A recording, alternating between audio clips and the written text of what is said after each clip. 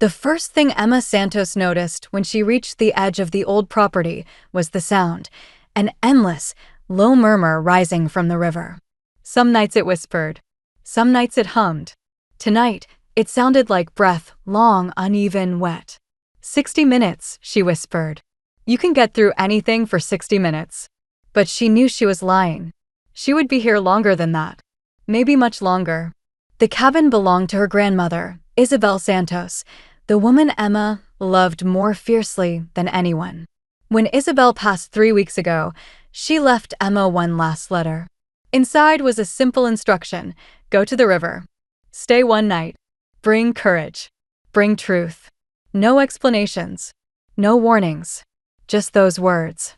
And now, standing before the sagging cabin her grandmother had refused to abandon for nearly 60 years, Emma was already starting to regret obeying.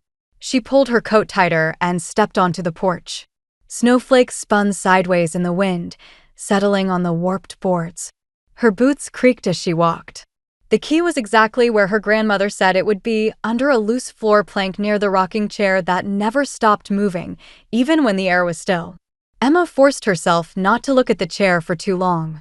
It moved now too forward, back, forward, scraping slightly each time the runners crossed the wood.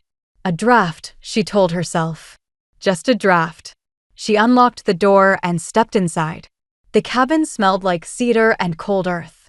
The fireplace was built but unlit. Quilts hung on the walls to help with insulation. A jar of matches sat beside a lantern that flickered faintly, though no flame burned within it. Emma hesitated. Her grandmother always said the lantern kept things honest, whatever that meant. She shook the thought off. She had one job: spend the night. At sunrise, a family lawyer would meet her on the road to discuss the inheritance. A simple, if bizarre, requirement. She hung her coat, set her backpack down, and struck a match. The lantern flared instantly, too eagerly, casting tall shadows across the room. Emma jumped back. The flame inside danced unnaturally, as if responding to something unseen. "It's just wind," she muttered. But the windows were closed. She lit the fireplace next. As the fire caught, warmth wrapped around her shoulders. The crackling soothed her nerves. For a moment, she forgot the river, the chair, and the whispering wind that threaded between the trees like fingers searching for her. She made tea. She sat on the threadbare couch.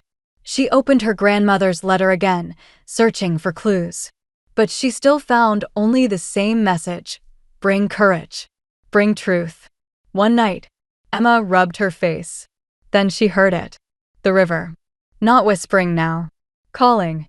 Her name. Emma. Her blood froze.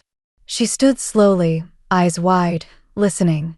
The voice rolled through the walls, deep and distant, like stones turning underwater. She stepped toward the back window, toward the riverbank. And she saw it. A shadow stood at the water's edge. Tall. Motionless. Wrong. The lantern flickered violently. Emma backed away. "No," she whispered. "No, not tonight." But the river called her name again. This time, something answered from inside the cabin. A soft knock, followed by a second. Then a third. Knock, knock, knock. Coming from the bedroom down the hall. Emma's breath stuttered. She took a shaky step back. The knocking continued, steady, rhythmic, like something trying to mimic human behavior and getting it slightly wrong. She grabbed a fire poker and held it in both hands. "Stop," she snapped, her voice cracking. The knocking stopped instantly. Silence. The fire crackled. The rocking chair outside stopped moving. Emma forced herself toward the hallway.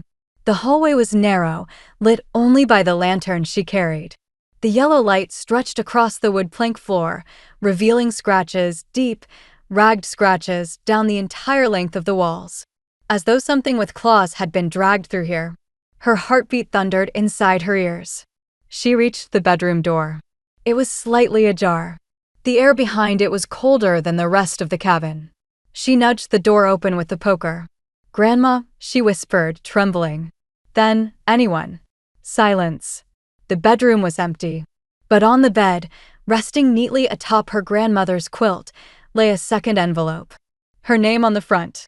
She approached slowly, picked it up, and opened it. Emma expected instructions. Warnings. Anything. But inside was only a single sentence. Do not follow the voices. Emma's stomach dropped. And then the lantern dimmed. The flame shrank to a thread. The air turned frigid. Her breath became visible. Then she heard it again from right behind her. Emma, she spun. Something stood in the corner of the room. A silhouette shaped like her grandmother. But taller. Thinner. Bones pushing through skin. Head tilted, not in affection, but in examination. Emma stumbled back, clutching the poker. The thing smiled. But the jaw moved the wrong way, too wide, too slow, as though learning how to imitate human expression. Emma, it crooned. Her grandmother's voice. Perfect. But hollow. Come, it whispered. It is time. Emma backed into the bed, legs shaking. No, she managed. You're not her. It stretched its neck like a bird, bending closer. Truth, it whispered. You must bring truth. The lantern suddenly blazed white. The creature shrieked, retreating into the walls as though made of smoke. It vanished with a violent snap of air. The room fell silent.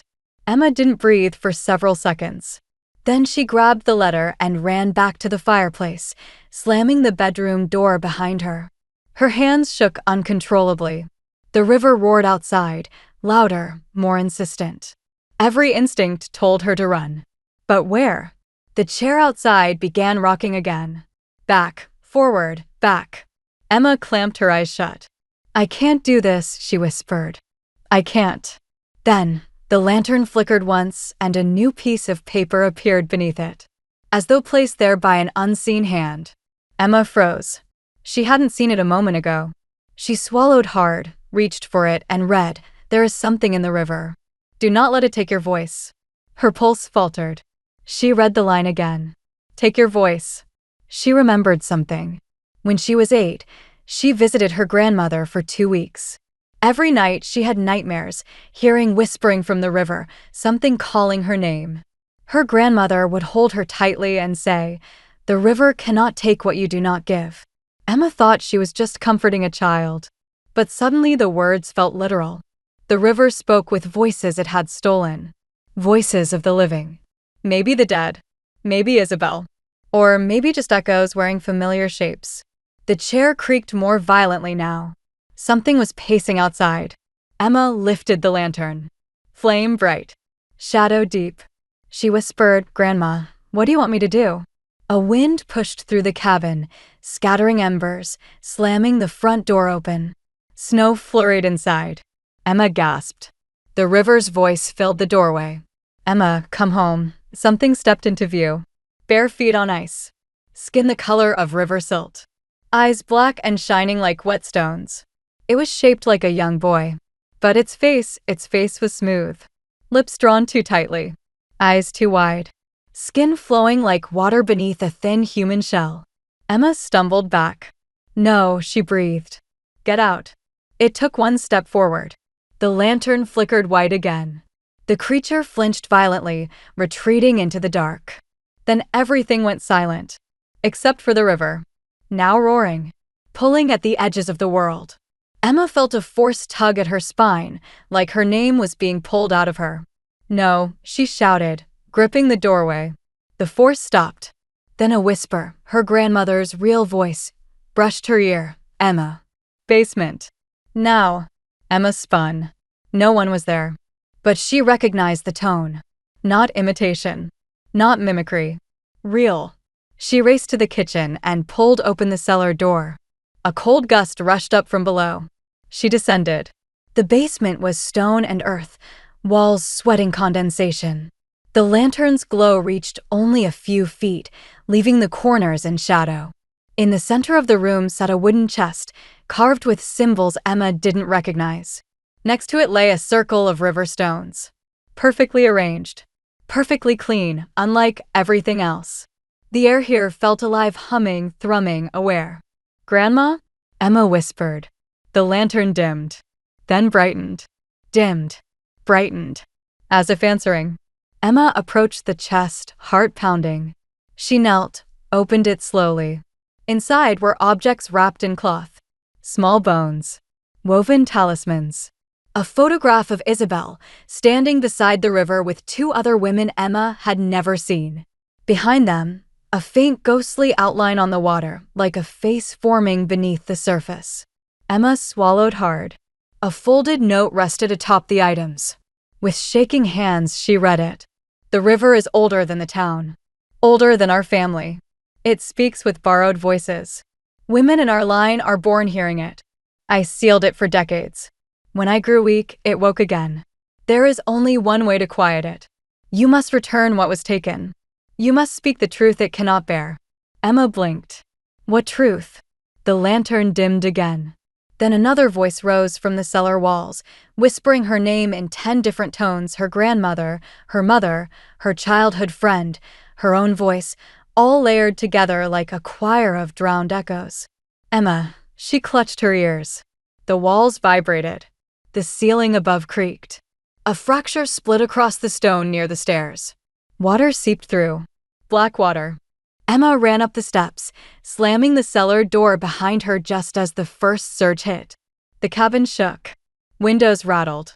The rocking chair toppled over the railing outside with a crash. Emma backed away from the door. The river was rising. Coming for her. The lantern's flame shot up nearly a foot. Then faint writing appeared on the kitchen wall, like steam-forming letters. Go outside. Bring the lantern. Every instinct screamed no.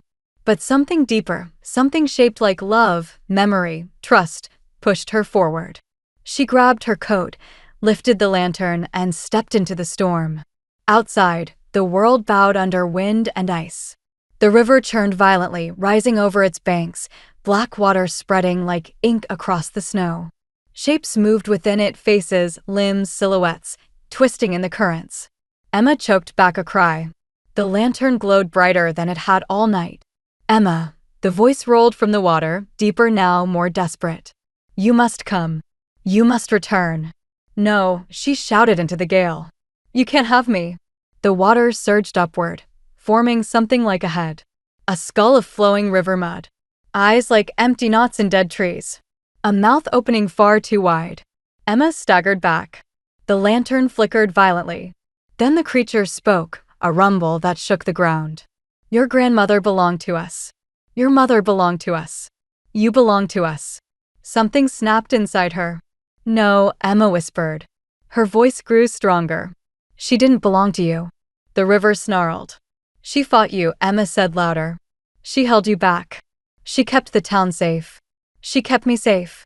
The river swelled higher, furious. The shadows beneath it thrashed. Emma held the lantern up, its flame burning white. You feed on fear, she said. On secrets. On silence. She suddenly understood. Bring courage. Bring truth. Her grandmother had given her everything she needed. Emma stepped closer to the river's edge. You cannot have my fear, she declared. The river recoiled. You cannot have my name. The lantern flared. And you will never have my voice. The river screamed. Not a human scream. A tidal, ancient roar that cracked branches and shook ice from the trees. Water surged toward her, but before it could touch her, the lantern exploded in brilliance. A shockwave burst outward, blasting the wave back toward the center of the river. Voices shrieked. Shadows splintered. The monstrous face split like glass. Emma screamed back, raw, primal, defiant. The river convulsed. Then silence. Absolute. The wind stilled. The water lowered. The lantern dimmed, then went out gently, smoke curling upward. Emma stood trembling at the riverbank, the night suddenly calm. Snow fell softly again. A soft brush of warmth touched her shoulder. She turned. For a moment, only a moment, her grandmother stood there. Young, bright-eyed, warm. Truth, Isabel whispered. And courage. You did what I could not. Emma's throat tightened. I don't understand. You freed us. A smile. You freed me. Then Isabel faded, dissolving into drifting snowflakes that shimmered as they fell toward the water. Emma sank to her knees, crying silently, not from fear this time, but from release. The river was quiet. Completely quiet. For the first time in her life. She walked slowly back to the cabin. The porch door swung open easily. The rocking chair lay still. Inside, warmth gathered around her like an embrace. The lantern sat on the table, whole again. Its flame burned soft and gold. Emma sat near the fire, wrapped herself in a quilt that smelled like cedar and lavender, and whispered, "Thank you, Grandma." She slept dreamlessly until sunrise. When the lawyer arrived, Emma met him at the road. Behind her, the cabin stood peaceful, smoke rising gently from the chimney. The river, visible through the trees, glistened like silver glass. He smiled. "You made it through the night." Emma nodded. "There was never any danger," the man said lightly. "Just tradition." Emma looked past him, toward the river she now understood intimately. "Yeah," she whispered. "Just tradition." The river remained silent. And Emma knew it would stay that way. Because she had spoken the truth it feared. And because she had brought courage that could not be drowned.